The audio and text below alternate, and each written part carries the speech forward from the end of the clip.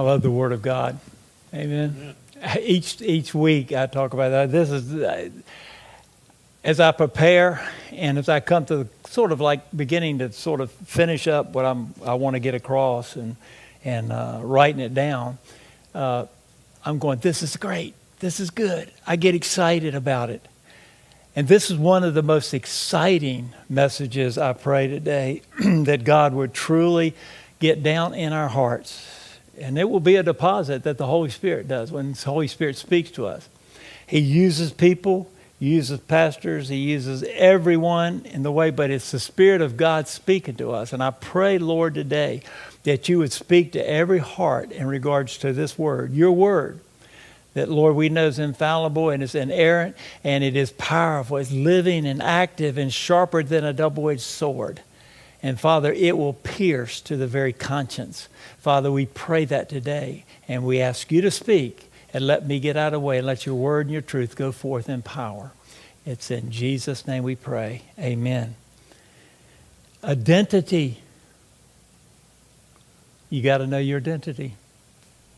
You won't minister unless you know the certainty of your identity. And I want to tell you today some challenges to that identity. Last week we talked about who are you? Okay? You know, remember in Galatians 2:20 where we read that I've been crucified with Christ and I no longer live, but it's Christ who lives within me.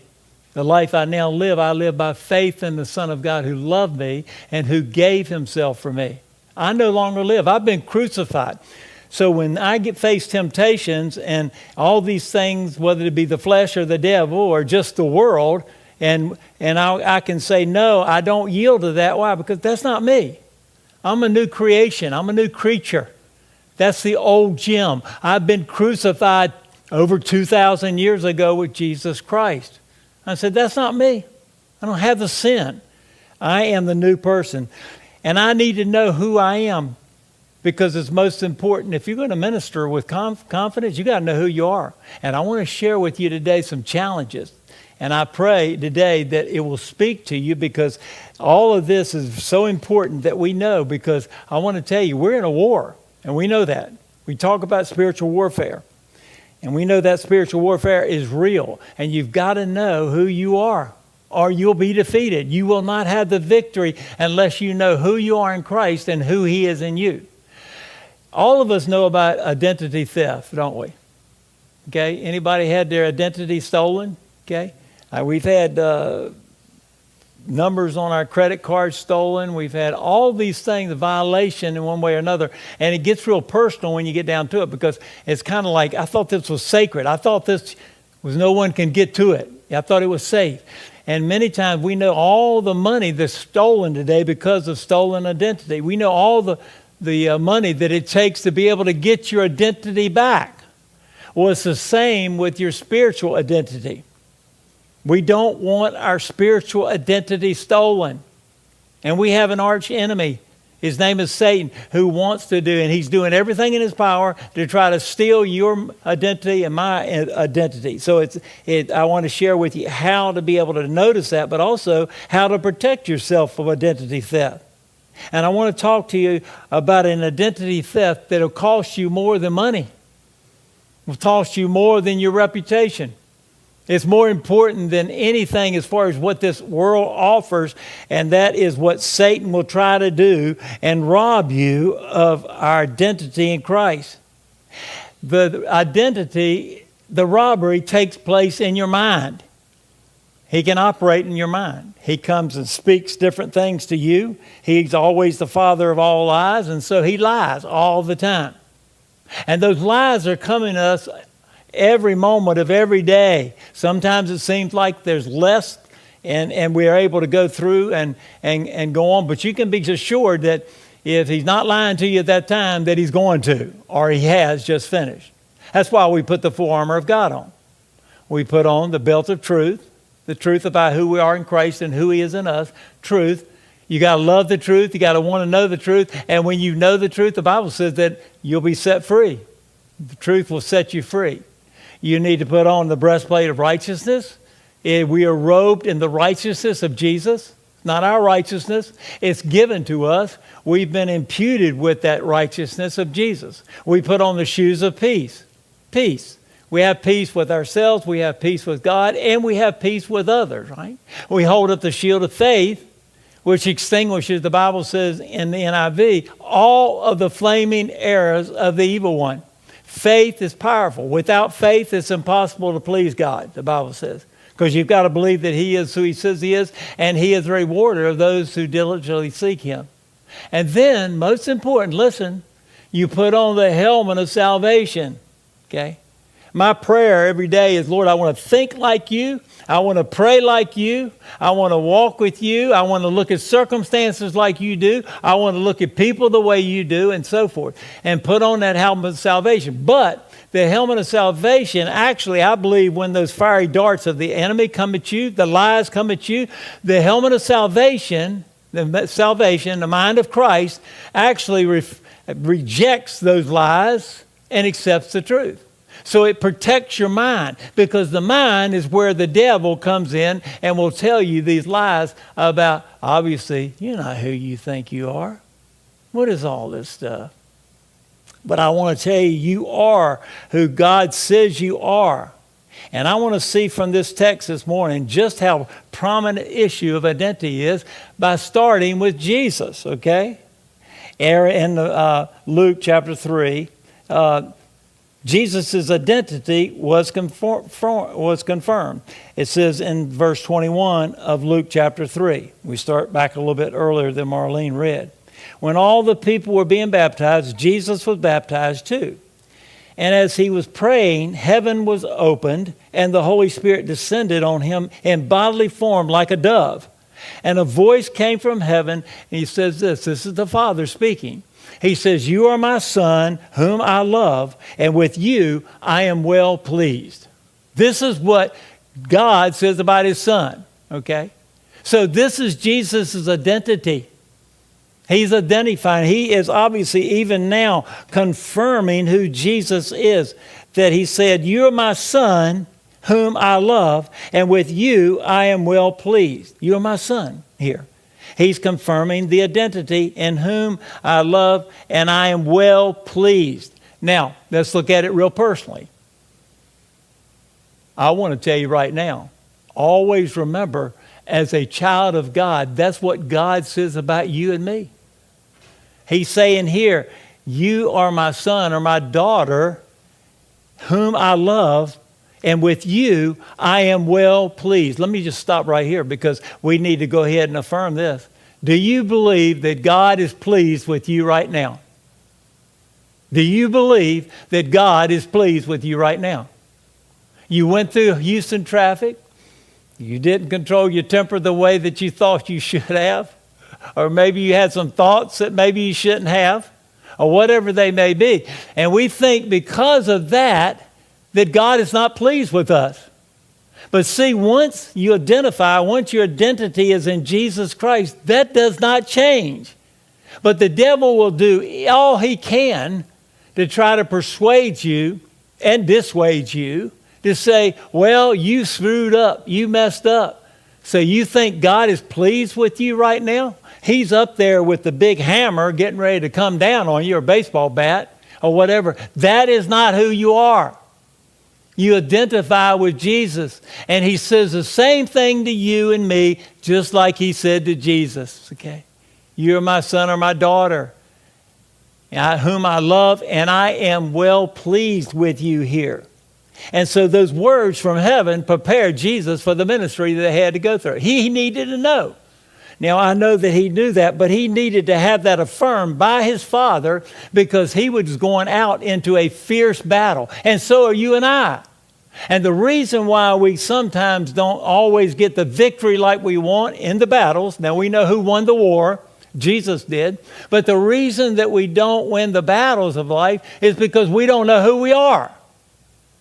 And what's happening is, because this is obviously the mind, your mind is receiving all this stuff that's coming in, including what the devil says, you begin believing a lie. And before long, you're spiraling down, downhill slide, to where it is hard to get back up again. Jesus had to pick you back up again, but you've got to know who you are. Jesus needed to know who he was here. But nothing will equip you further for spiritual warfare like a word from heaven reminding you of who you are in Christ. Nothing.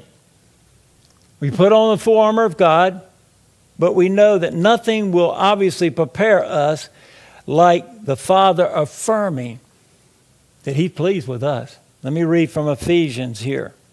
Blessed be the God and Father of our Lord Jesus Christ, who has blessed us with every spiritual blessing in heavenly places in Christ, just as he chose us in him before the foundation of the world. He chose us. Here's what he says. Before the foundation of the world, that we should be holy and without blame before him in love, having predestined us to be adoption as sons by Jesus Christ to himself, according to the good pleasure of his will, to the praise of the glory of his grace, by which he made us accepted in the beloved. You identify with that? Accepted in the beloved. You sin. Thoughts, attitudes, words, actions, motives, whatever it may be. And you think, wow, I thought I got through that. I thought I was bigger than that, and so forth. And you stumble. We're in a war. Do you know that still you are accepted in the beloved when that happens?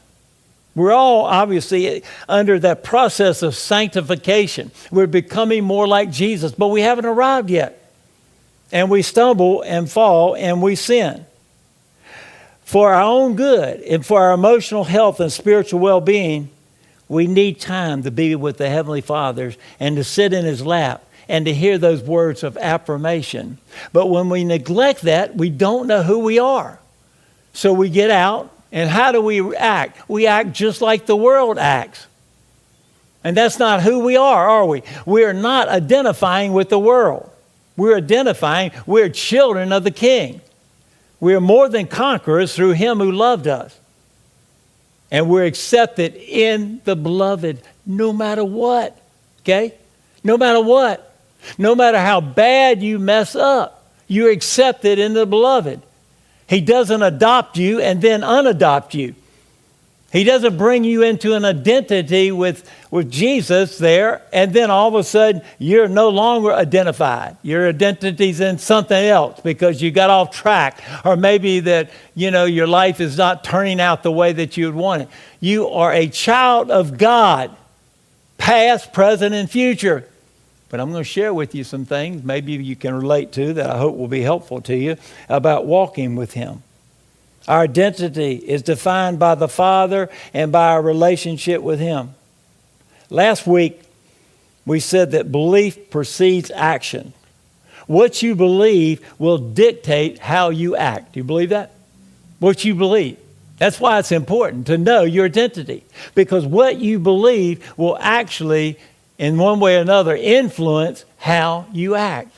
If you'll know you're a child of God, when you face temptation, and you will, because the tempter is out there. The accuser of the brethren, talked about in Revelation chapter 12. He is accusing you day and night.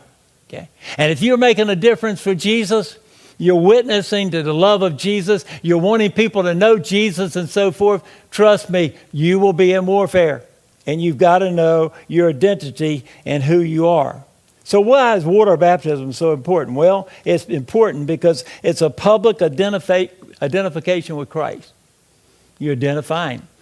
Buried with him in death, raised to walk in the newness of life. You're identifying with him. At that point, you realize. Now, it happened at the point that you accepted him into your heart. The water baptism is symbolic of what happened. Going down into the water, being washed, and coming back up. But we know that obviously at that point, when you accepted Christ in your life, is that you are obviously made a new creation. You're a new creature at that point. You're no longer the old self. It was crucified with Christ. This gift of your identity and your salvation is a gift.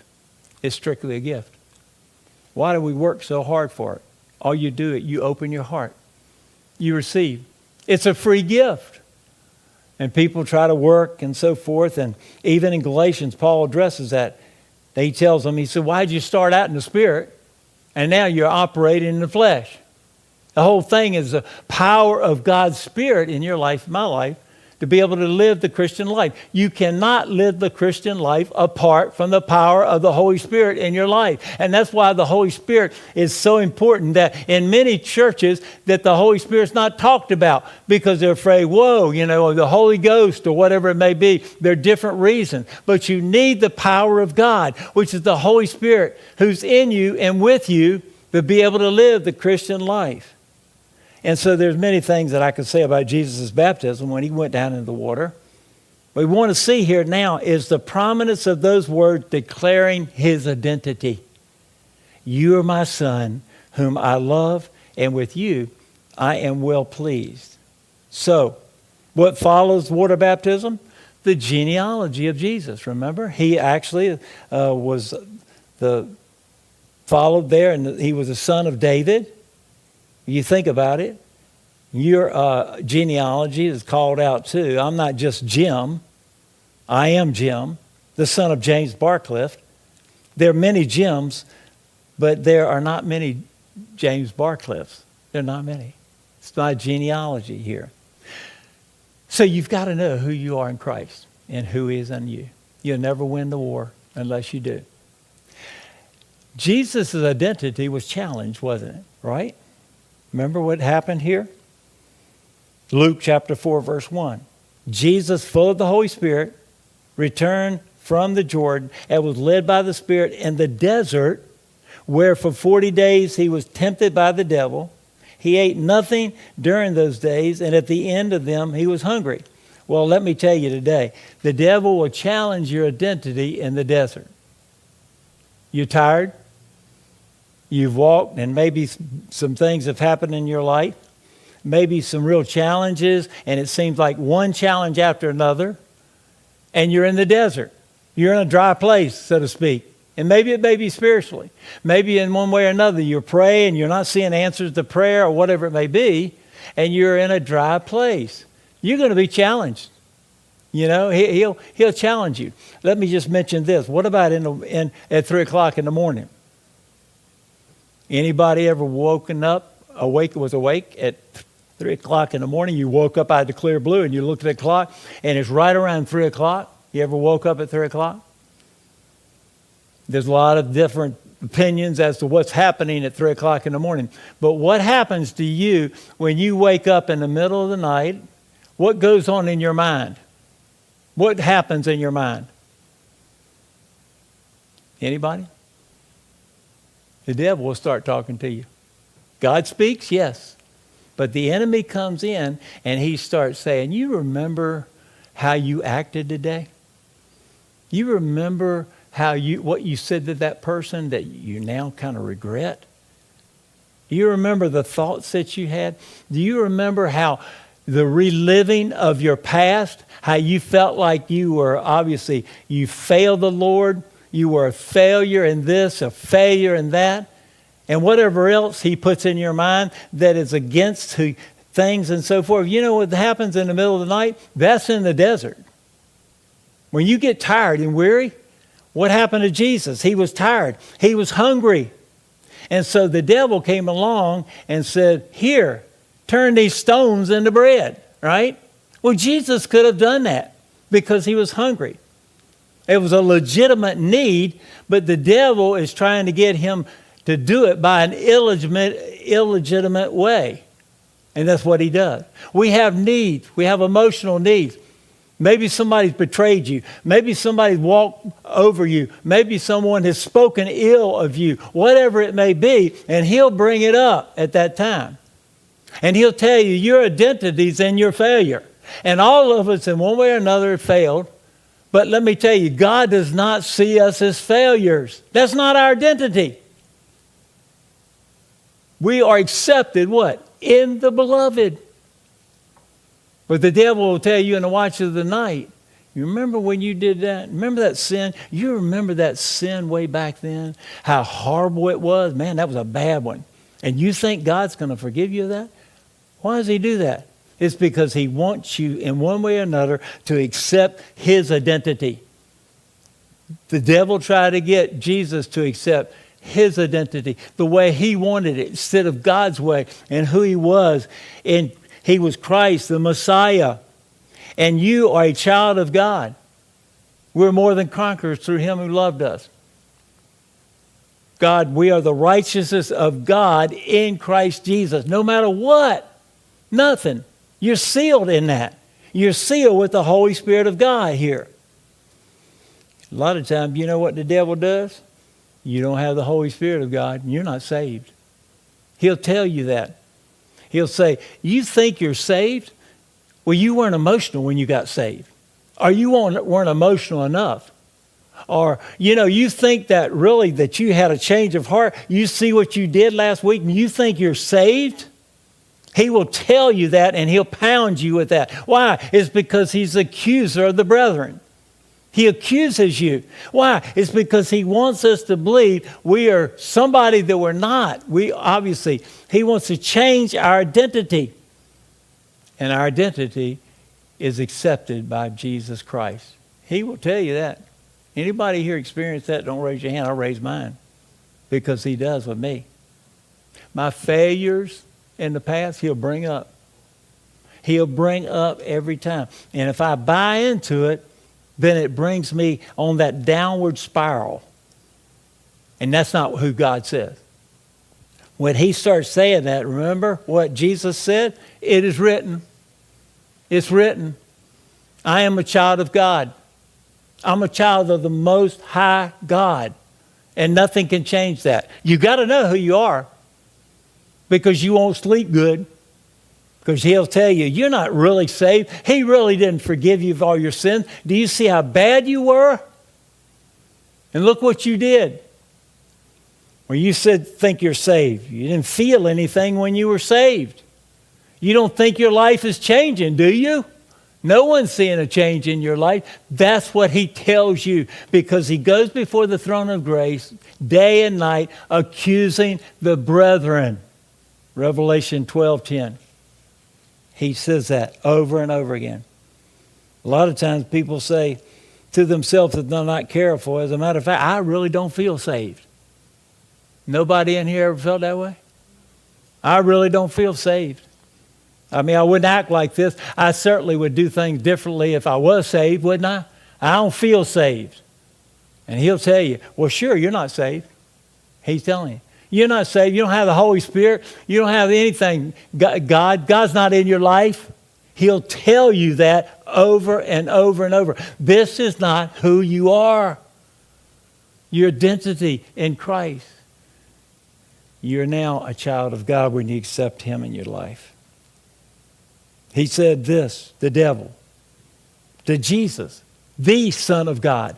If you are the Son of God, then you need to turn these stones into bread. You need to do this and that.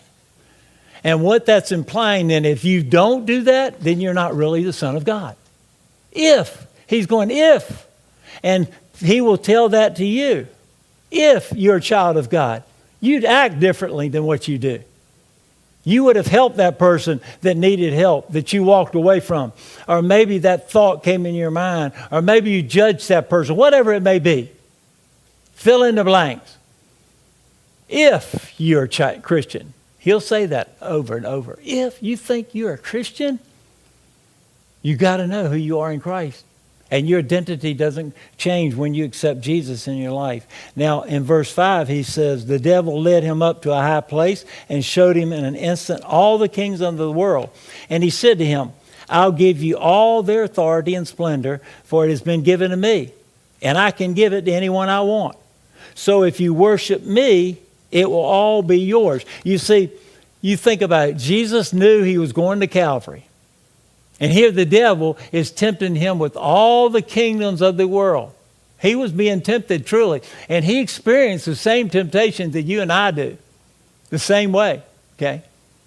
He had to know who he was in Christ, in the Father, the beloved, that God, his Father, loved him. And so it's the destiny of Christ that he would rule the kingdoms of this world. We know that. But it would be in the will of God, and it will be in God's timing. And here the devil is presenting, come on, worship me. I'll give you all this stuff. Don't go the way of the cross. Don't go to Calvary. Do it my way. Shortcut what really is the will of God. How many times the devil tell you and me, just shortcut this particular will of God. You know this is the will of God, and that looks like that's a real difficult way. And the devil tells you, man, there's an easier way than this. Just do what I tell you to do. That's what the devil told Jesus. Just do it my way here. Jesus will be the ruler of this world, God's way, not the devil's way. And so God designed every human being with a desire for honor and glory. It's a need down deep. He designed us. He made us that way. Nobody in their right mind wants shame and dishonor. But the issue is, will I take the route of the cross, or will I take the easy way the devil presents to me and you? The way of the cross is not always easy, folks, and y'all know it, and I do too. The sacrifice that we give. The Christian life is not easy. It's hard. But by the grace of God and his power, we can do that. But we are presented with the fact, why not just go ahead? Look, I didn't study for that test like I should have. So why don't I just sort of like find some way to cheat over here? Because this is easier over here. And you know what happens?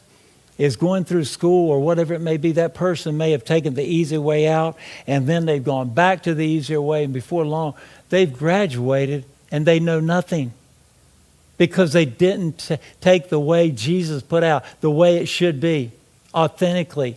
We took the easy way. Just look over there at that person. That person knows the answers, and you're looking over there trying to steal the answers from them.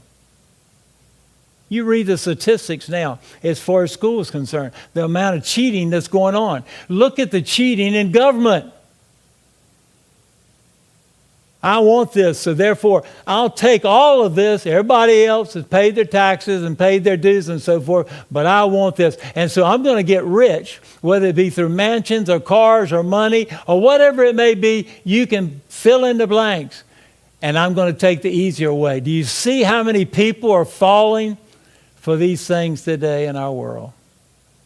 We can fall also. Jesus was tempted, but he said, I want the Father's way.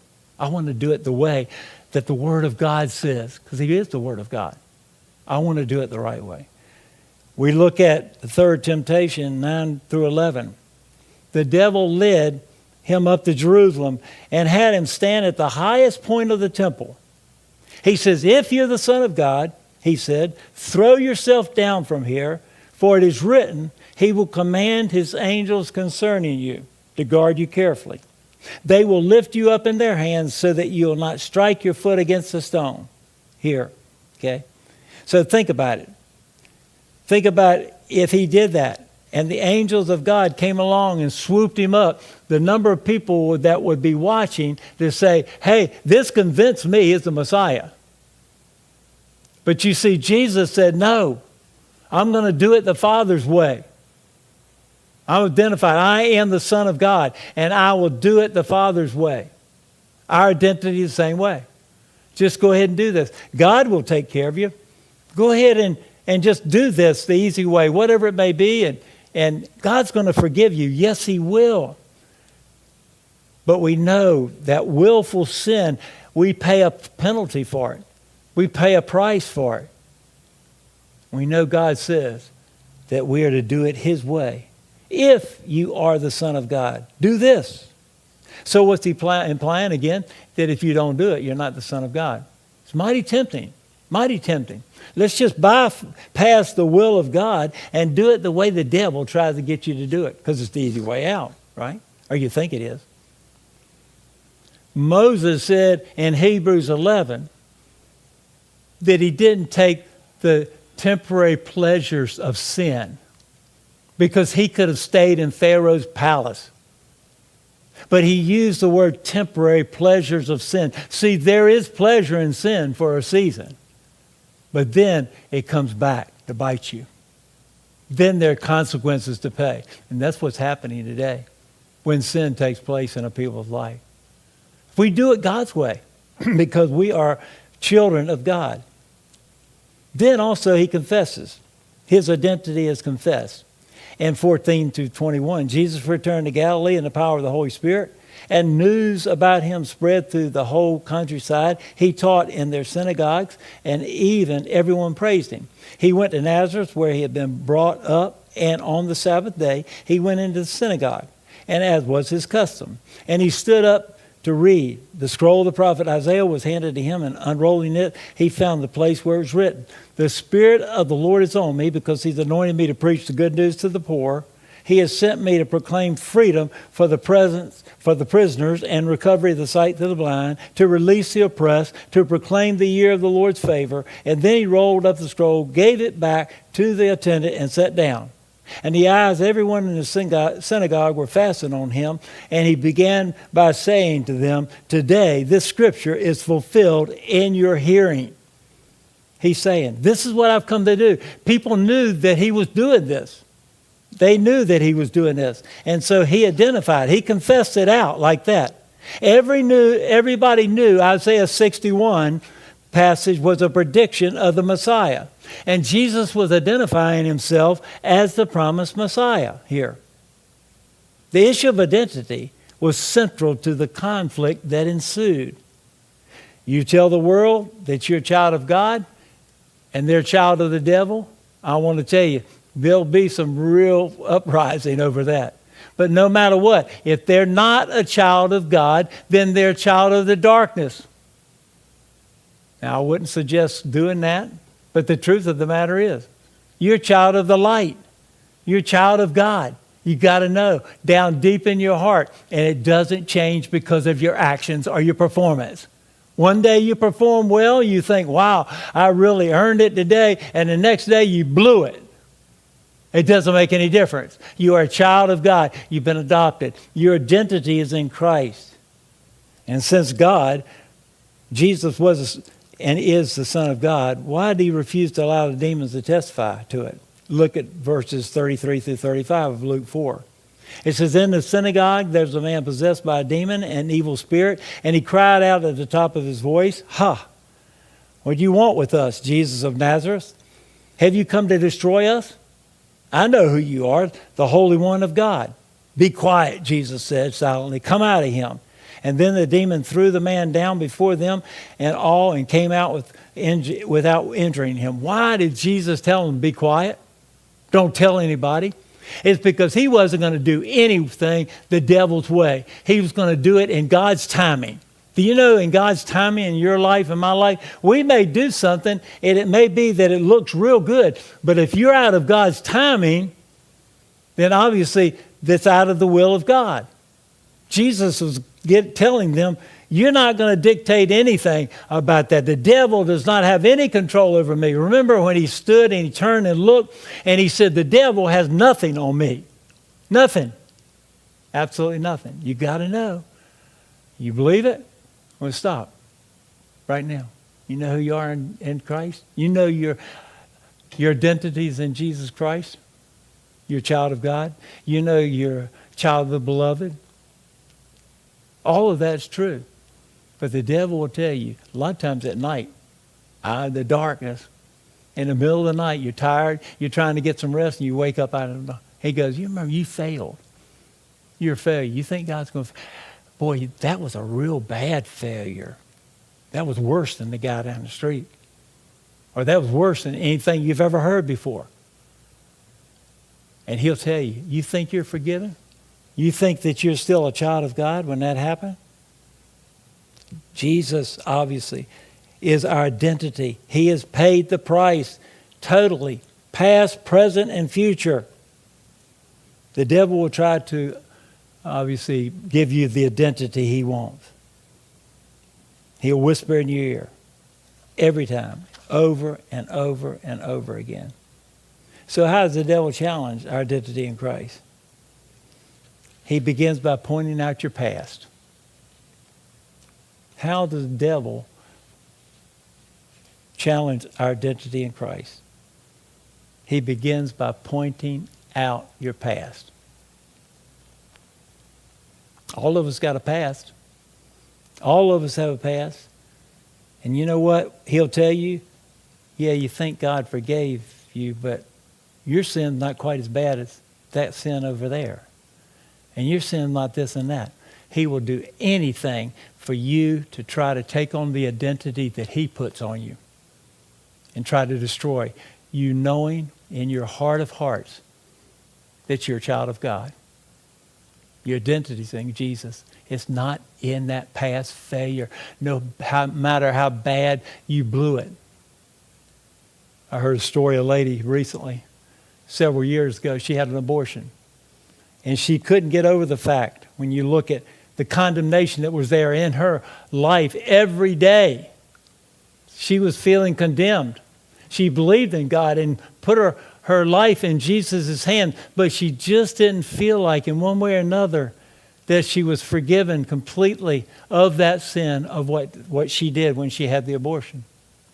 And then the scripture became alive to her in Romans chapter 8. Therefore, now, not in the past, in your past, yes, you're forgiven. Therefore, now there is no condemnation for those that are in Christ Jesus. And the same thing stands for here. Your identity is in Christ. And the devil will pull out every stop to try to get you to believe that it actually, you can't identify with him anymore because you blew it too badly. You're divorced. You're cheating. You're stealing. Your language, whatever it is, you'll feel like one way or another. He will tell you, you can't identify with Jesus. You've gone too far. That's a lie from the pit of hell. You got to reject it, and you've got to believe. If Satan will challenge the Son of God when he says, if you are the Son of God, do what I tell you to do, he'll challenge you and me. And it happens many times in the middle of the night. He'll say, you're really not saved because you don't feel like it. Feelings come and go. They're fickle. The truth never changes. And that's what we base everything. Jesus died for you and me. And when that happens in the middle of the night, you make the declaration that the blood of Jesus covers you and every sin. And when God looks at you as his son or daughter, he sees you just like he sees Jesus. We've been robed in the robes of righteousness. When he looks at you and me, he sees his son Jesus. And you're going, wow, how could that be? I'm flawed. Yes, you are. And you're not Jesus, obviously. But he sees you in the same manner. Why? It's because it's all about Jesus. And you're in Christ and he's in you. And the devil will tell you everything the opposite. He will tell you, you're not going to make it because you're not growing. You're not doing this right.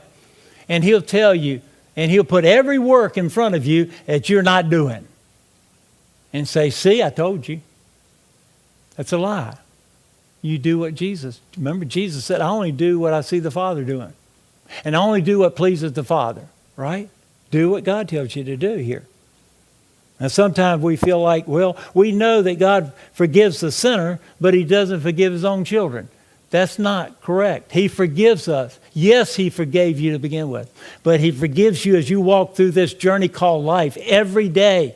The Bible says in John chapter 1, verse 9, he says, if we confess our sins, he's faithful and just to forgive us of all of our sins. And what does he say? And to cleanse us from all unrighteousness. All unrighteousness. That cleansing is a continual cleansing. He's constantly cleansing us by the blood of Jesus. That's who we are. Now that's good news, isn't it? Everybody here have more confidence now. You know who you are? If you've accepted Jesus Christ in your life, you are a child of God.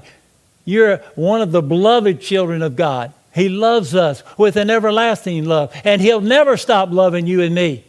The reason people are not healed of the wounds of their past is because they've never experienced the love of the Father.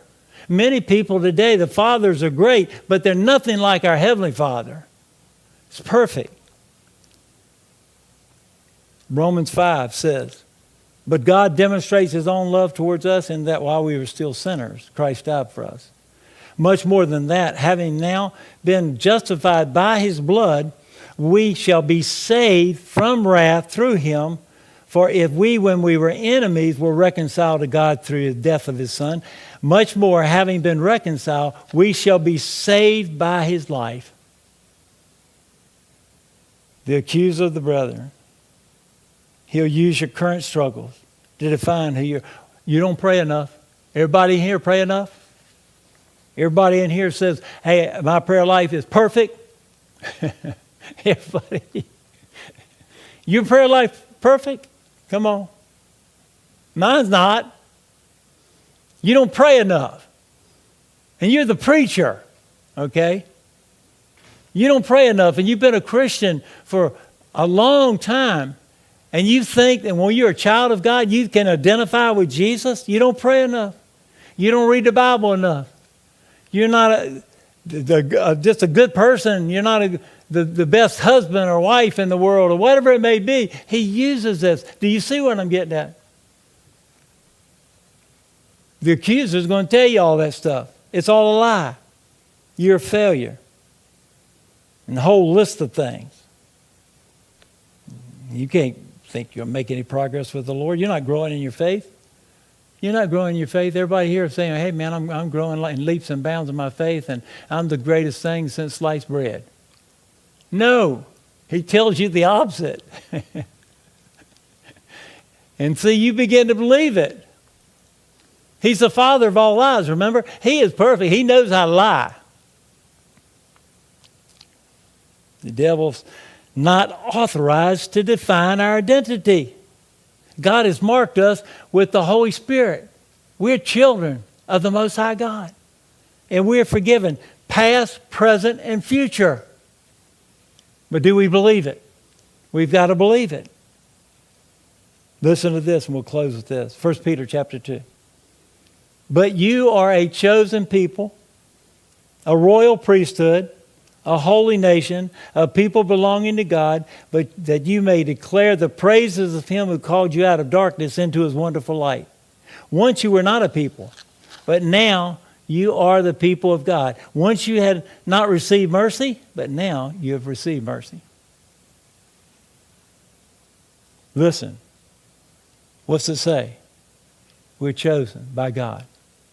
You believe that? I'm looking at everybody. If you're saved, you were chosen by God. The other is behind it, a royal priesthood. Do y'all believe you're a royal priesthood? This is who God says you are. But the devil says, are you kidding me? You're a royal priest. Do you know this too? You know what people say? You have the power. The Bible says that power will come upon you. You'll be able to obviously lay hands on the sick. And they shall get well. He'll say that you can cast out demons, and the demons have to flee, right? Jesus says we're to operate in the supernatural because we are supernatural people. When you pray, God listens. Remember, we talked about that. We're a royal priesthood. Everybody here feel that way? A royal priesthood. A chosen people, people that have been called out of darkness into his marvelous light. Okay. Real quick. Don't let yourself buy into the suggestions of the enemy. Know what God has said about your identity. It's written. It's written. My name is in the book of life. Is yours? The Bible says in Revelation, only those will enter heaven because their names are written in the book of life. We're written, right? Remember, our identity is in Jesus Christ and him alone. You got to know it to have the victory. Now let's stop. How many of you watch it tonight? The enemy tempts you, taunts you because of your failures. Because of your failures. You blew it. I mean, really blew it bad. It wasn't like you told a little white lie. I'm talking about real bad stuff. But you blew it. Whatever it may be, fill in the blanks. And the devil will say, you remember when you did that? You're a failure. You are a failure. Let me tell you, that is one place the enemy will taunt you about, that you are a failure. And before long, what you begin to believe is, your identity is, I'm a failure. I must be a failure. I blew it. When Jesus said, no, you're my child. I love you.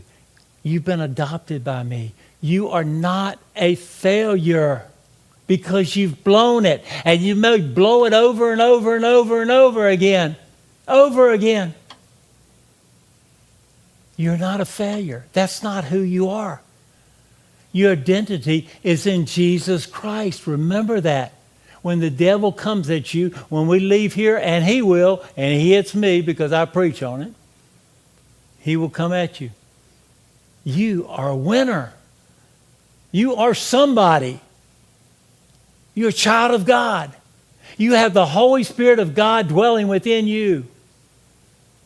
The power of God. The same Spirit, power that raised Christ from the dead lives within us right now.